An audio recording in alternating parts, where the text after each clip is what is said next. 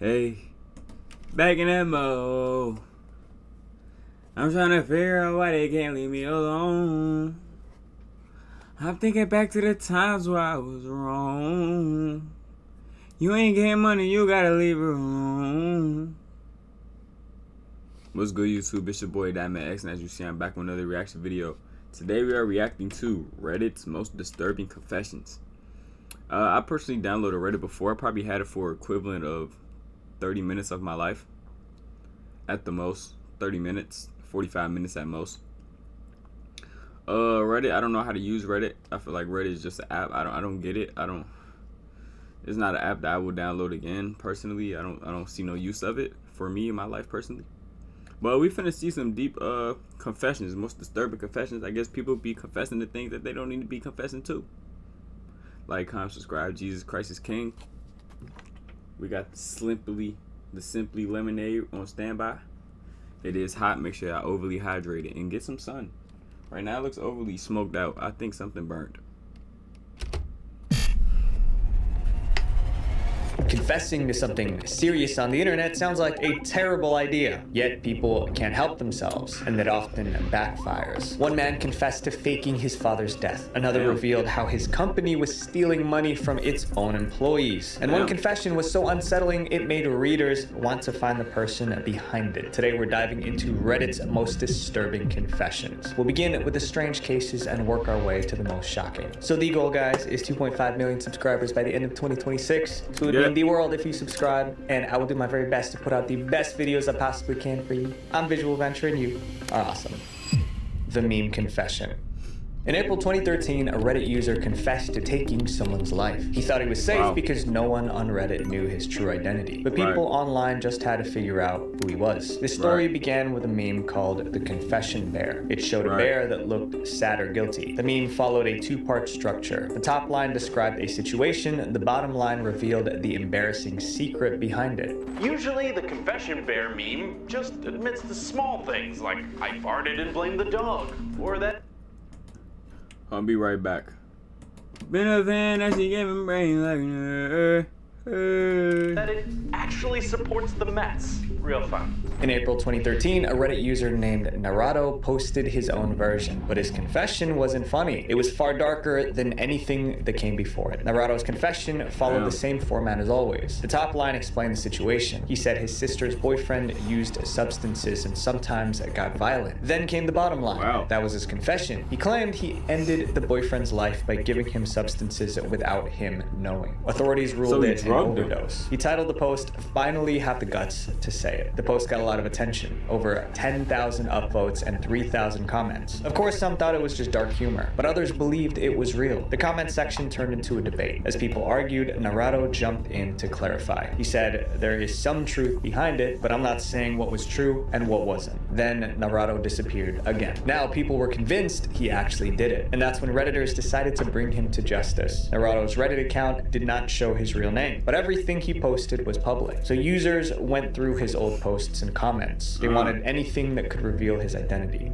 Because he used his main Reddit account, which allowed the internet hive mind to instantly access his personal information, including his date of birth, jobs, location, Facebook, and Twitter information. Piece by piece, they built a profile. They figured out that Narado was actually 24-year-old Colton Goodbrand from San Diego. Once his name was revealed, the story spread fast. Meanwhile, in San Diego, Colton went online and saw what was happening. People figured out he was behind the confession. His name and face were already being shared on blogs. He tried to control the situation. First, he posted on Reddit saying the confession was just a joke. Soon after, he deleted his Reddit account. But he wasn't done. He sent an angry email to the blog that published his name and face. He threatened legal action if they didn't remove the article, but it was too late for damage control. More blogs published the story. Even worse, Reddit users already sent his information to the FBI. Someone also contacted the San Diego Police Department. Their cold case unit opened an investigation. In the end, police never told the public if the confession was real, but no arrest was made. Later, a journalist reached out to Narado's sister. They asked if she ever had a boyfriend who passed away in a suspicious way. Her answer was direct. She said, "It's an ill-advised prank. I know no one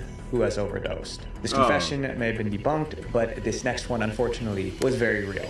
The fake life confession. Oh, what do you mean? I've built my life and career on lies and fraud. In February 2024, a post with that title appeared recent, on Reddit. The 2024? person behind it was anonymous. Their username was TransportationOK4728, so we'll call him TOK. In his post, he described how he got into a top American college by lying. He even secured a full scholarship. What stood out was his tone. He sounded proud, like he beat the system, but that confidence did not last. By the end, everything came crashing down. TOK said his life of fraud began in high school in India. He had poor grades because he didn't study. Even so... Oh, so how do you lie? Like, do they not do background check? Did he fake like he was somebody else?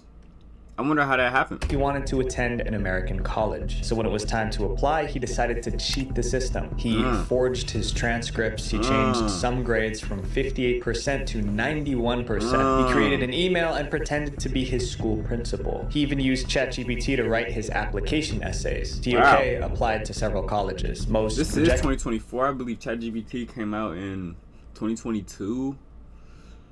So they could have did an AI check. I'm not gonna lie. They could have did an AI check. I don't think AI checks was that strong back at that time though. So I remember in high school people was using it. I think. I don't know. But Lehigh University in Pennsylvania offered him a full scholarship. It covered tuition and housing. TOK secured an opportunity he did not deserve, but that wasn't enough for him. The scholarship didn't cover his meals. Meals cost about $5,000 each year, so he told an even bigger lie. So he decided to convince the college that he lost his father to cancer.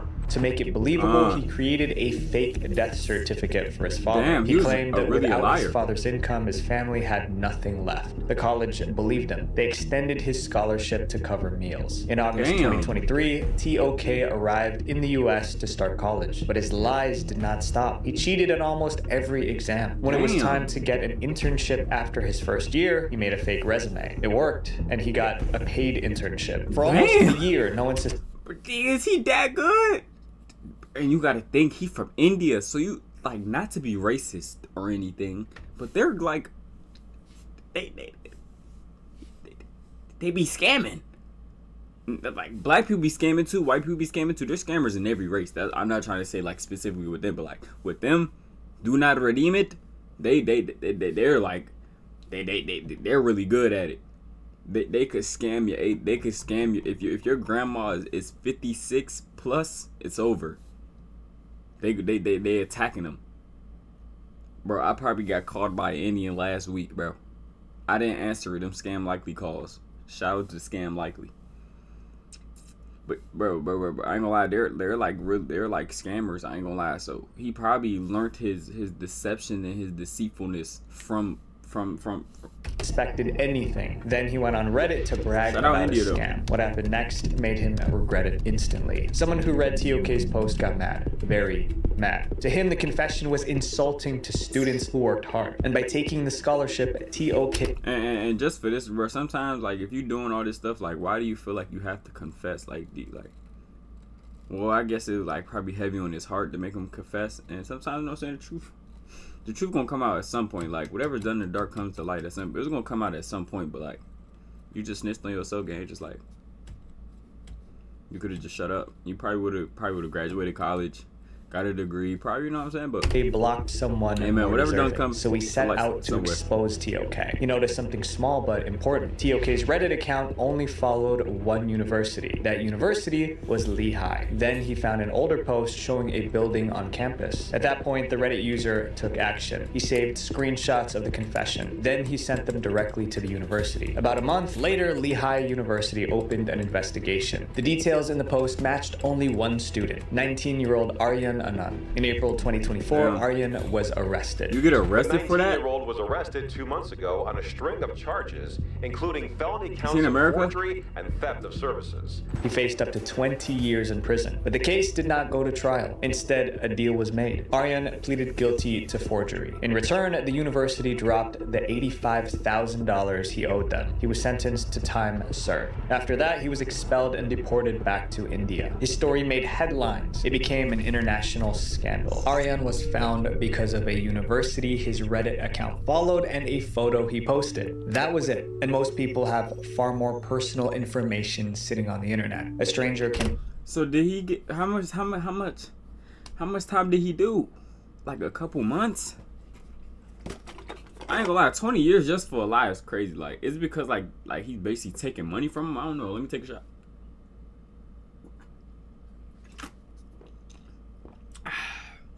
Don't ever drink liquor, but do drink Simply Lemonade. It's amazing.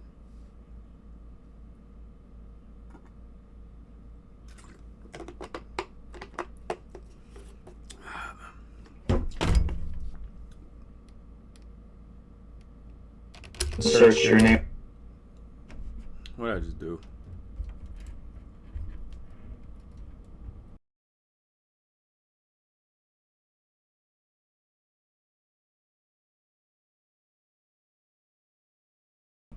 All right, I'm back. I think I might have messed up something though. I don't know how the video sounds right now. It seems very delayed. I don't know. Photo he posted. That was it. And most people have far more personal information sitting on the internet. A stranger can search your name already being sold online. This next chapter is about someone who got away with something terrible and waited decades to say anything about it. All right. The hit and run. In July 1996, a mother and child were involved in a hit and run. The child survived, but the mother didn't. The community was shaken. What made it worse was that the driver was never found. For nearly 30 years, the case remained unsolved. Then in May 2025, an anonymous Reddit user claimed he was the driver. The confession started with a simple question on Reddit. What is the most messed up thing you have ever done? Most people shared minor regrets, but one response stood out. A user said he was involved in a hit and run in California in 1996. A woman and child were affected, but he said he got away scot. Oh, mind you, at this time, if he's driving, he's probably 16 plus. So let's say at least 20 something in 96. 30 years later, I ain't gonna lie, if you're 50 plus on Reddit, bro, cancel yourself. I'm not gonna lie, just cancel yourself, bro. I ain't gonna lie, just like not kill yourself. Oh, in GTA, but like do something, bro. Mirror check. Look in the mirror. I ain't gonna lie, if you're over the age of 35, get off Reddit again. Unless you're using Reddit for business, bro. But he's clearly not here for no business. He ain't here for no business. He on there for some reasons we don't know. He free.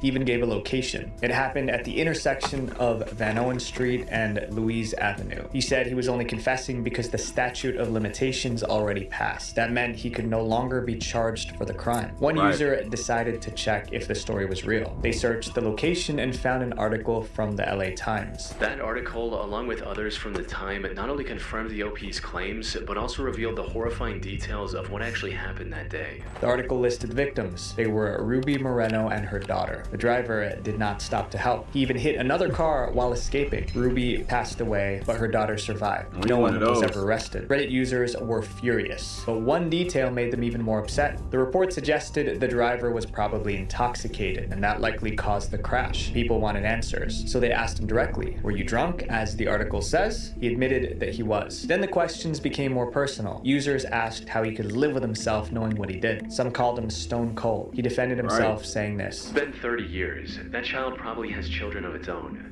I seem stone cold because I've already been through all the stages of emotions." The accident actually happened, but parts of his confession didn't match the article that reported the incident. The biggest issue was how he escaped. The Reddit user said he sped away in his car, but the article told a different story. It said the driver drove into a curb, jumped out of the car, and fled on foot. That difference raised doubts. He maybe stumbled upon the 1996 article online, memorized key details like the year and the street name to make it seem real, and then fabricated the rest of the story. Just in case, people sent screenshots of the confession to California police. But the status of the case did not change. According to official records, the hit and run is still unsolved. This next person was wanted for murder and actively posted about it online. Oh, so he didn't get caught? So what year did this happen? Like, what year did he confess? And is it true that, like, after a certain amount of years, if you do a crime, like, you can't, like, they can't arrest you for it? Is that, like, is that really how it worked? Hey, man, one thing about justice will be done, man. Justice will be done at some point. either if it's in this life or once you die. I'm saying, vengeance is the Lord's.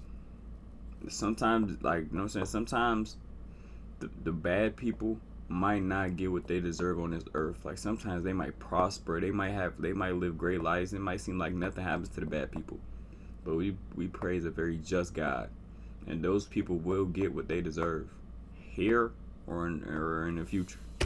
The murder confession. But they will. When someone is accused of a crime, they usually do one of two things. They defend themselves in court or they go on the run. In May 2017, one man did both. He ran from the police, and at the same time, he told his story online. The post was titled, "Wanted for Kitchener Murder, My Side." This is the case that the post was talking about. A woman named Melinda was found lifeless in her apartment in Ontario, Canada. Police opened an investigation. The primary suspect was Melinda's 24-year-old boyfriend. His name was Agar Hassan, but they couldn't find him. He was on the run. Police made a tweet declaring Agar wanted, but by then Agar was far gone. Cameras caught him crossing the border from Canada into the United States. Soon after, cameras picked him up again, this time in Pennsylvania. He was seen taking a license plate from a parked car. Police believed he was heading toward Mexico. They spread his wanted posters across the internet. While on the run, Agar went on Reddit. He wrote a long post telling his side of the story. In the post, Agar admitted to ending his girlfriend's life, but he claimed it was an accident, that he did it in self-defense. He also said he wasn't planning to run forever. He just needed time to process everything before turning himself in. He also shared photos and messages between himself and Melinda. The Reddit post went viral. It seemed like a Hollywood movie, a wanted suspect explaining his side on Reddit. Police saw the post and called it potential evidence. Soon after, Agar's Reddit account was suspended, but it didn't matter. Screenshots of his confession spread everywhere. Meanwhile, police waited. In his confession, Agar promised to surrender, but he never did. For 2 months, Agar stayed out of sight, but he did not stay quiet. He kept posting online. On Instagram, he shared a photo of himself and Melinda. The caption read, "I regret every negative thing I ever did to you." Then he did something heartless. He sent a message to Melinda's mother blaming her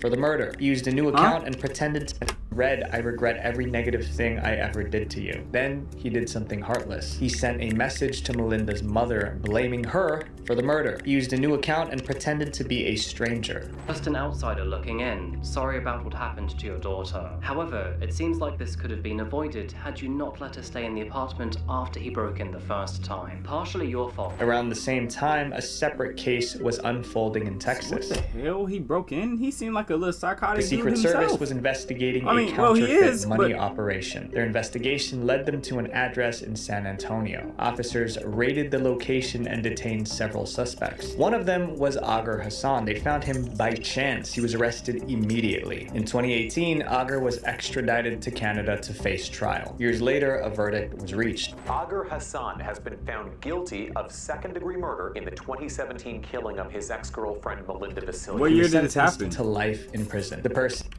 that was reached. Agar Hassan has been extradited to Canada to face 2018, trial. a year later. The person in our next chapter convinced millions of people that they were being robbed. The whistleblower's confession. In Let me blow my whistle, baby. He said, "Let me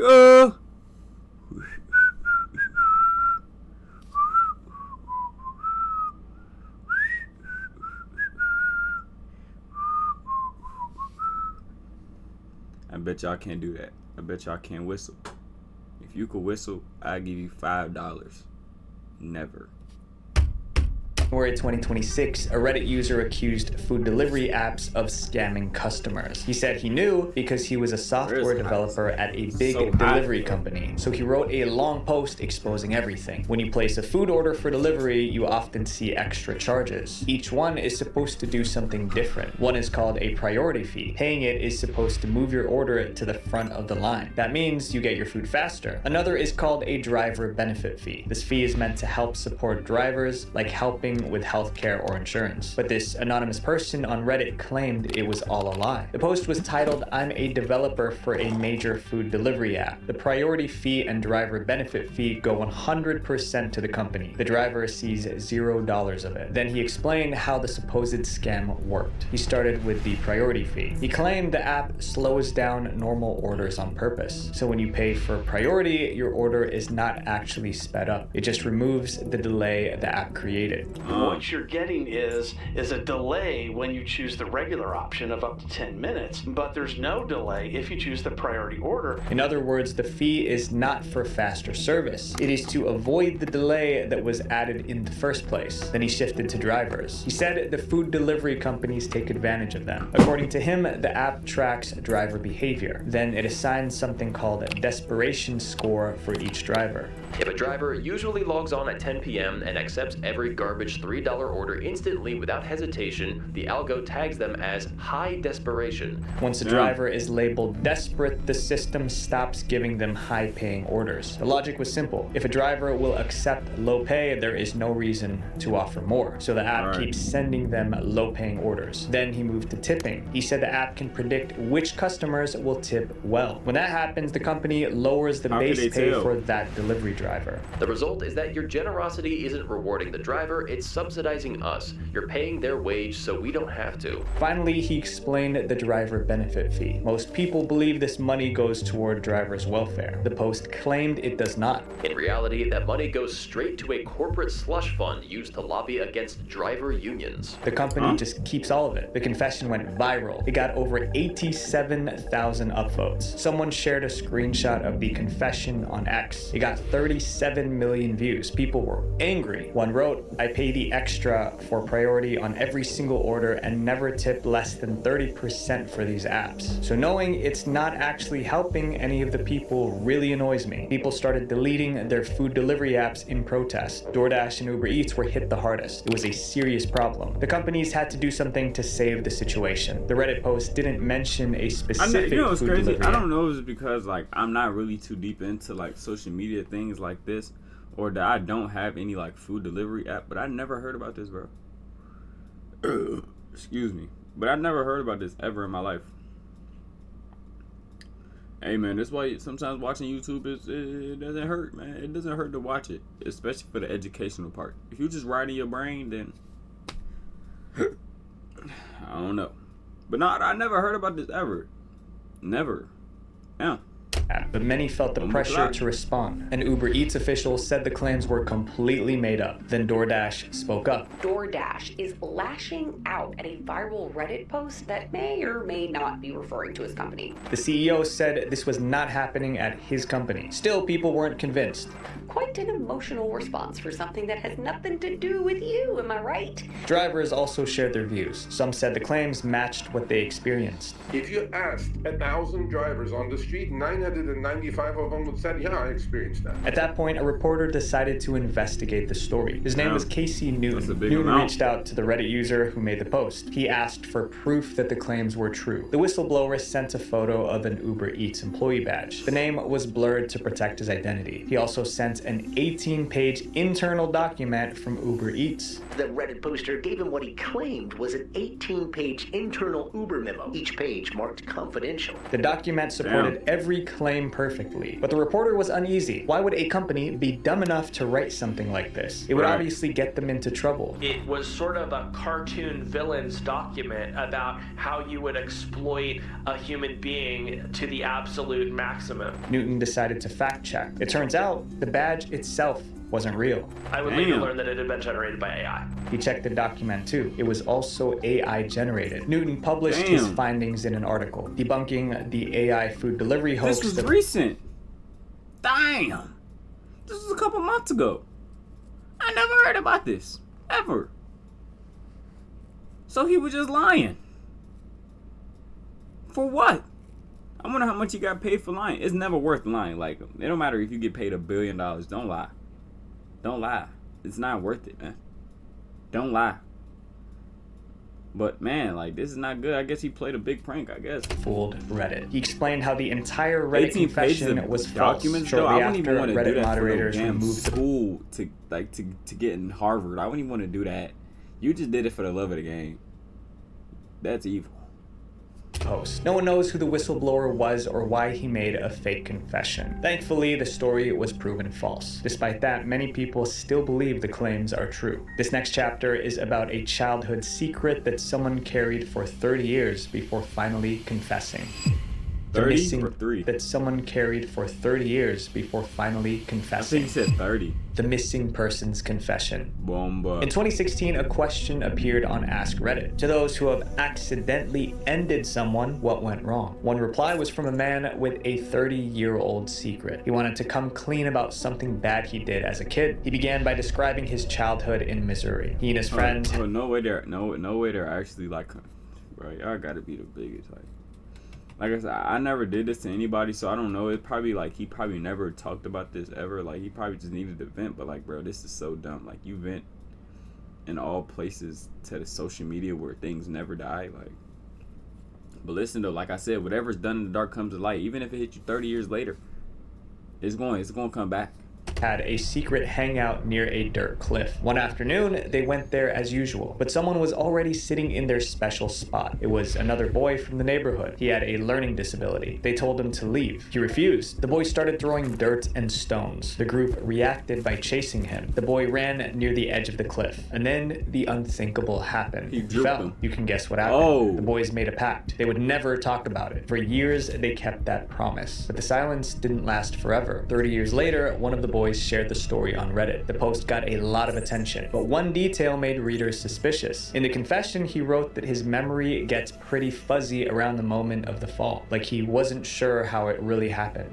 Led many people to believe that maybe him or one of the other boys actually pushed him. People also questioned how they kept the secret for so long. If it was an accident, it would be hard to cover up. I cannot imagine a world where nobody would go home and cry. Like, you'd be crying to your parents about what happened. Some began to wonder if it was not an accident at all. They wanted to find the person behind the post, then they found a way. They realized the confession included a photo of the general area where the fall occurred. The image showed the cliff, and that gave them a starting point. Internet detectives got to work. They studied the landscape in the photo. I ain't gonna lie, the internet is better than the FBI. The internet is better than the FBI, bro. These people would find out everything, everything, bro. They're better. Soon they traced it to St. Charles in Missouri. From there, they searched old missing persons cases in that area. They found a possible match, a boy named Scott Cleeschulte. He disappeared in June 1988. 30 years ago today, 9-year-old Scotty Cleeschulte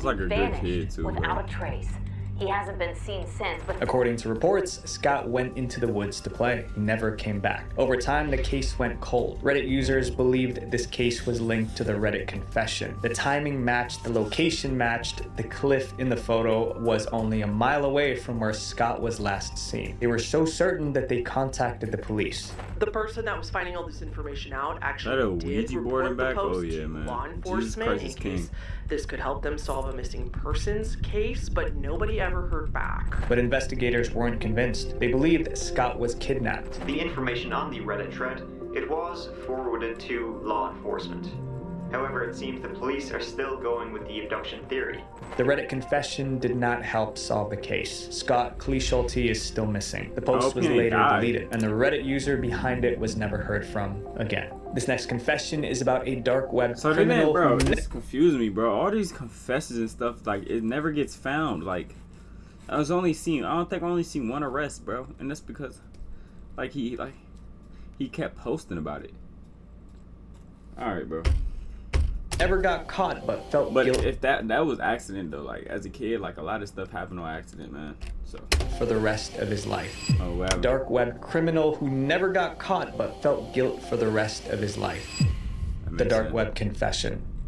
This confession came from a criminal on the dark web, but he wasn't confessing because he felt bad about breaking the law. He was admitting to a mistake that led to multiple people losing their lives. The Reddit post was titled, "I am responsible for the demise of several people." To explain what happened, he started from the beginning. He said he never wanted a corporate job, so he chose a different path. He started selling illegal substances, but meeting buyers in person made him uneasy. He was afraid of getting arrested, so he moved everything online. He found a marketplace on the dark web and created a vendor profile. Orders started coming in. The business grew fast. Things were going well, and even upgraded from selling just 3 substances to shipping several much more potent options as well. He tracked every order using an Excel spreadsheet. Over time, he focused on 2 main substances. Both were powders. They looked the same, but they were very different. One was less harmful. The other was extremely dangerous, especially if too much was taken. The vendor handled everything himself. He checked orders, packed them, and shipped them out. The process wasn't perfect, though, and one day, it failed. While packing orders, he mixed up the 2 identical substances. He sent the wrong product to the wrong people. What happened next was tragic. He didn't realize the mistake for some time. He kept running his business like normal. Then a message appeared in his inbox. A customer complained that their friend passed away after using the product. That's when the vendor checked his supply and realized the mix-up. As time passed, he learned the full impact. 4 buyers who received the wrong package passed away. He said he was overwhelmed with guilt, so he shut down his dark web store immediately. After that, he got a job at a restaurant. He said he never sold substances again, but the guilt stayed with him. After reading his confession, many users responded. Most showed support. They gave advice, showed sympathy, and told him to seek therapy. The confession is still... Jesus Christ, man. Go to Jesus. You know what's crazy? Like, every time I see TikTok, bro, it'd be people that be like, no, saying Jesus loves you or not, and like, he'd be like, Jesus loves you, find Jesus and all that.